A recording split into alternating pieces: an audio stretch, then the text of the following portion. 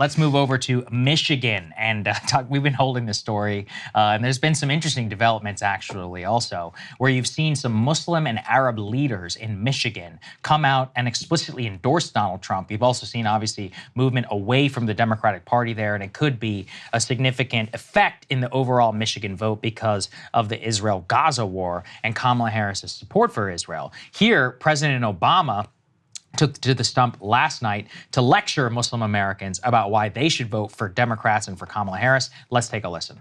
If you're a Muslim American and you're upset about what's happening in the Middle East, why would you put your faith in somebody who passed a Muslim ban and repeatedly suggested that somehow you weren't part of our American community?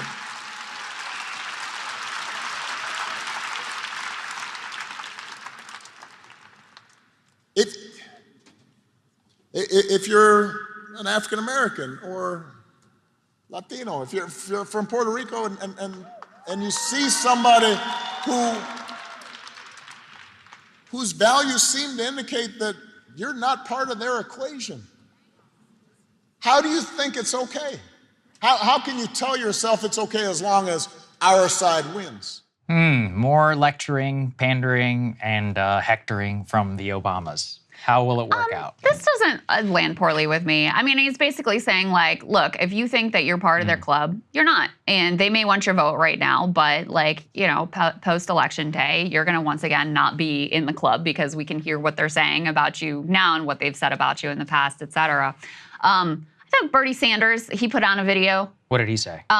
He made the case. He was like, listen, I get this question all the time about how you can vote for Kamala Harris when she supports, he doesn't say genocide, I think he says like Israel's war in Gaza or something like that.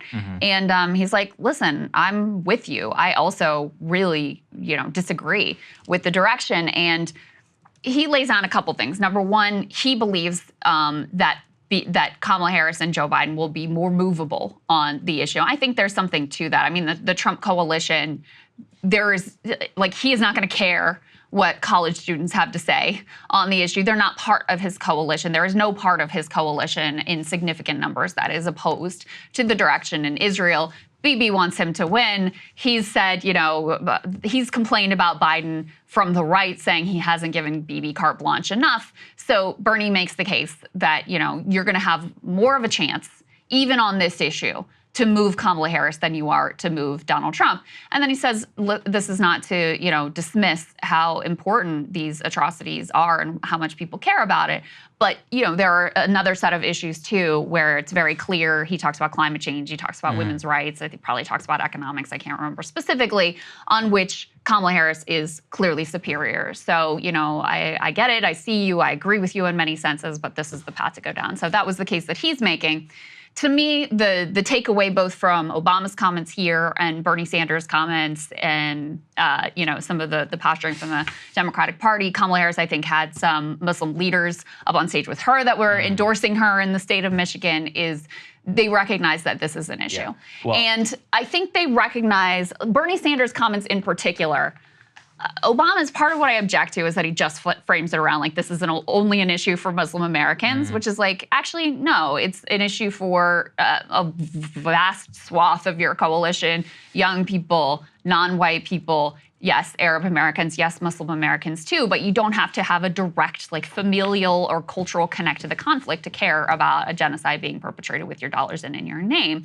So I sort of object to that framing. But, you know, they clearly recognize this is a weak spot for them. They clearly recognize they're having trouble bringing some of their coalition home in the final days because of this one issue. And I think the Harris campaign just fundamentally miscalculated how much of a problem this was for them on, you know, you can't feel like, oh, I'm supporting the good guys when you see what they're supporting. And so while very few people say this is like their number one issue, it does paint a bigger picture of, number one, you care more about this than you do about me, and number two, you're not what you claim you are. Like, you say that Donald Trump is the fascist and we got to stop the bad guy, et cetera, and I agree with you, but how can I see you as a white knight when I see what you're enabling in Gaza? I just see, look, the direct quote is, you know, Trump is worse. And that pragmatism in what is obviously deeply emotional, and I mean, look, let's restrict it purely, he's talking about Muslim Americans in Michigan, and specifically like Dearborn and others, where you may literally have people who have lost family members. Pragmatism's not wanting to hear right now. That's why I saw it very much as kind of hectoring, lecturing. Well, the other side is worse. I think that works on abortion. I think that works on that economy. On a family member's death, I don't think so. You know, that is where just straight up not voting or voting for punishment purposes, that's where things can get very different. And you see some of this too with the Muslim support now for Donald Trump. We saw this at one of his more recent rallies in Michigan. Let's take a listen. Good afternoon, Michiganders. As the president said, we just had a positive meeting with President Trump. We as Muslims stand with President Trump because he promises peace. He promises peace, not war. We are supporting Donald Trump because he promised to end war in the Middle East and Ukraine. The bloodshed has to stop all over the world, and I think this man can make that happen. I mean, that's basically a Hail Mary, you know, from these Muslim leaders. And actually, consistently throughout Michigan, through these rallies and others, he keeps bringing up the Cheney family, and he's like, she is running with somebody who's responsible for more deaths of Muslim, or, you know, their family, Dick Cheney, I guess, is responsible for more Muslim deaths than any American politician in all of history. So how can you support someone like her? Now, look, you can make the pragmatist argument, well, Trump is more pro-Israel and all of this, but it does seem as if this is cutting through. We saw what, the Semaphore poll, Arab Americans supporting Trump by a 1-point margin, basically a tie with a group that voted 2-3 times, you know, for Biden versus Trump. So clearly something is going on. I think it really comes down to like a Hail Mary. It's almost like, I remember when Trump, it was 2016, he was talking to black voters. He's like, what the hell do you have to lose? You know, I mean, that's basically how it feels. And clearly it's landing somewhat. Listen, I can say, which is true, that it's performative and cynical, which it is. And we'll show you some of the comments from the, you know, Madison Square Garden rally that prove the point. But if you're the Democratic Party and you've managed to lose the Arab American, Muslim American vote to the Muslim ban people, like, that's unbelievable. That's honestly unbelievable. In fact, let's go ahead and cue up. This is D6. This is Rudy Giuliani at the Madison Square Garden rally, framing all Palestinians from the age of 2 years old as being terrorists, which, by the way, you know, is consistent with language. Donald Trump has used the term Palestinian as a slur to describe various people, including Chuck Schumer. But, you know, this is the party. This is the representative of the party that you are losing the Arab American vote to. Let's take a listen to this. And the Palestinians are taught to kill us at 2 years old. They won't let a Palestinian in Jordan. They won't let a Palestinian in Egypt. And Harris wants to bring them to you. They may have good people. I'm sorry, I don't take a risk with people that are taught to kill Americans at 2. I'm on the side of Israel. You're on the side of Israel. Donald Trump's on the side of Israel. And they're on the side of the terrorists. Of course, an incredible thing to say, given speech out of 2003. How many 2-year-old Palestinians are laying dead in the rubble right now as we speak. But yeah, this is the party that you're losing the Muslim vote to, the Arab American vote to in particular. Like, that is extraordinary. I can also point out, as I have before, I do think that Trump is worse on the issue. I think because of his coalition. I think because of his, past record in office. I think because of the money that he takes from Miriam Adelson. I think because of his own words. He was out there encouraging Israel to bomb Iran's nuclear sites and really spark World War III. I can tell you all of this, but I also have to say very clearly, it is a manifest and obvious and blatant Democratic Party failure that has led to it even being a question that you would support, the party that this is their messaging at their big closing Madison Square Garden rally. As I said yesterday, the Trump coalition is a big tent for grievance, and that is basically what holds the entire thing together. I mean, that's why it logically makes sense to have an RFK Jr., a Tulsi Gabbard, a Tom Cotton, and a Mike Pompeo all within the same thing. And now these Muslim leaders, it is basically a Hail Mary. The current system is not working. And there has been, the other reason why I kind of get it, and maybe even in terms of them trying to leverage it, is just the disrespect that they have been treated with. So, for example, let's put, D2, please, up on the screen. You had this Muslim community leader who was literally ejected from a Kamala Harris rally in Detroit.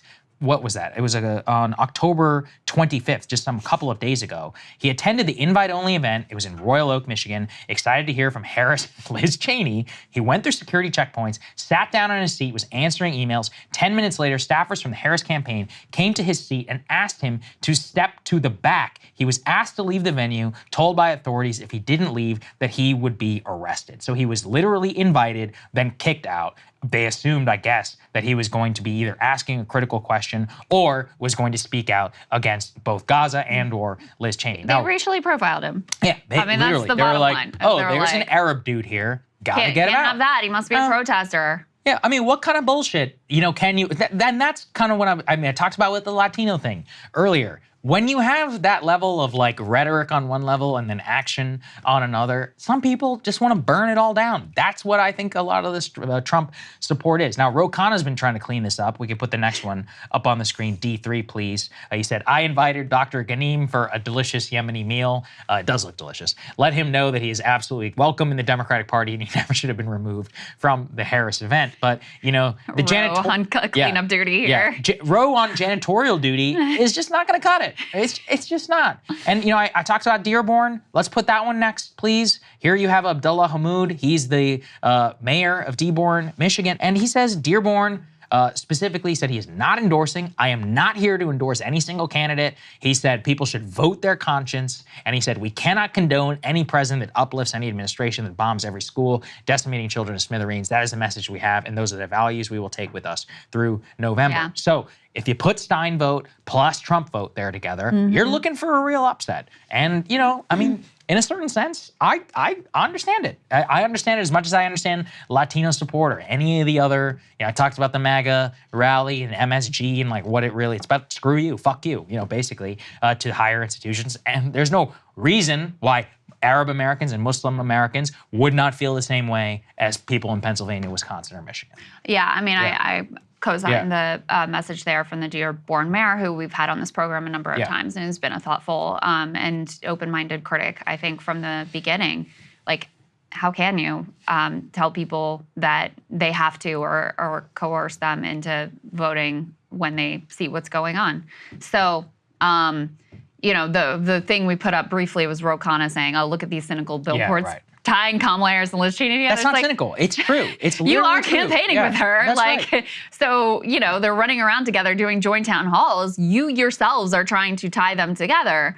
Now you recognize that it's opened up an area of exploitation from the Trump campaign. Of course they're going to walk through that when, yes, it's cynical, sure, but it's also totally predictable and a possibility that you opened up directly for them to be able to take. Yeah. Hey, if you like that video, hit the like button or leave a comment below. It really helps get the show to more people. And if you'd like to get the full show ad-free and in your inbox every morning, you can sign up at breakingpoints.com. That's right. Get the full show, help support the future of independent media at breakingpoints.com.